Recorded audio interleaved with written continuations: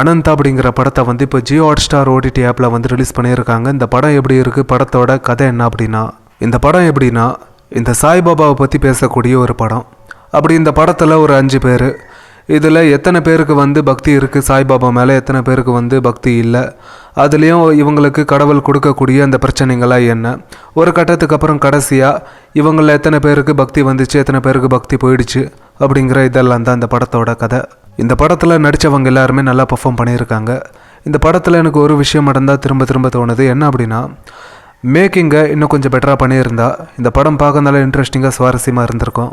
என்ன அப்படின்னா, இப்போது ஒரு பொண்ணு வந்து டான்ஸ் ஆடக்கூடிய ஒரு பொண்ணு, ஒரு டான்ஸர், அவங்களுக்கு வந்து இந்த மாதிரி காலில் ஏதோ அடிபட்டு டான்ஸ் ஆட முடியாமல் இருக்கா. அப்போது இந்த பாபாவோட மேஜிக்கால் அந்த பொண்ணு வந்து அந்த இடத்துல குணமாகி டான்ஸ் ஆடுறா. ரெண்டாவது விஷயம் அப்படின்னா, இப்போது ஒரு பையன் வந்து இந்த தண்ணியில் விழுந்து அந்த பையனை இதுக்கப்புறம் காப்பாற்றவே முடியாது அப்படின்னு சொல்கிறாங்க. ஆனால் அங்கே இருக்கக்கூடிய அந்த சிசிடிவி கேமராவில் கூட மாட்டாமல் ஒரு டாக்டர் வந்து அந்த பையனை காப்பாற்றிட்டு அங்கேருந்து போயிடுவார் அப்படிங்கிற மாதிரி ஒரு விஷயத்தையும் காமிச்சிருக்காங்க. மூணாவது விஷயம் அப்படின்னா, இது எல்லாத்த விட இந்த ஃபாரினில் ஒருத்தர் வந்து இந்த மாதிரி பாபாவோட ஃபோட்டோவை போட்டிருக்காரு, அவரோட வீட்டில் மாட்டியிருக்காரு. அப்போது அங்கே இருக்கக்கூடிய சுற்றி இருக்கக்கூடிய எல்லா இடமும் அந்த காட்டு தீயால் எரியுது. ஆனால் இவரோட அந்த வீடை மட்டும் தப்பிச்சு நல்லா சேஃபாக இருக்குது. இந்த மாதிரி விஷயங்களை வச்சு இந்த படத்தை எடுத்திருக்காங்க அப்படிங்கிறதெல்லாம் சரிதான்.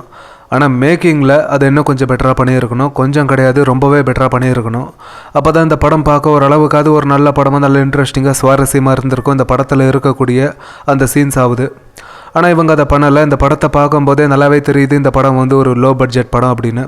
மொத்தத்தில் இந்த படம் எப்படி இருக்குது அப்படின்னா, ஒரு சுமாரான படம் தான். யார் யாருக்கெல்லாம் இந்த படம் பிடிக்கும் அப்படின்னா, சாய்பாபாவை தன்னோட கடவுளாக யாரெல்லாம் நம்புகிறாங்களோ அவங்களுக்கு இந்த படம் கண்டிப்பாக பிடிக்கும்.